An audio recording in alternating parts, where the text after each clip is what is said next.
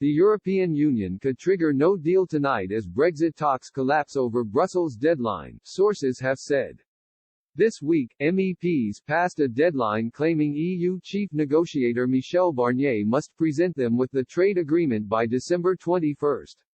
In bold defiance of their resolution, France's European Affairs Minister, and close ally of Mr. Macron, Clement Beaune insisted negotiations will continue if needed. But now, a UK source has said the EU has a deadline today which could trigger a no-deal outcome.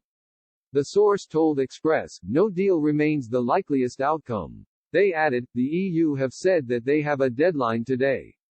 For our part, we are prepared to keep talking while it remains possible to agree a deal this year. Today, Michel Barnier, the EU's chief Brexit negotiator, said the bloc remains committed to a fair, reciprocal and balanced agreement. He tweeted, in this crucial moment for the negotiations, we continue to work hard with David G.H. Frost and his team. The EU remains committed to a fair, reciprocal and balanced agreement. We respect the sovereignty of the UK. And we expect the same. Both EU and UK must have the right to set their own laws and control their own waters. And we should both be able to act when our interests are at stake.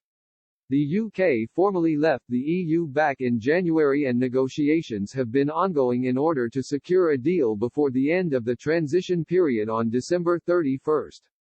But both sides are still unable to come to an agreement on fishing, governance and the level playing field.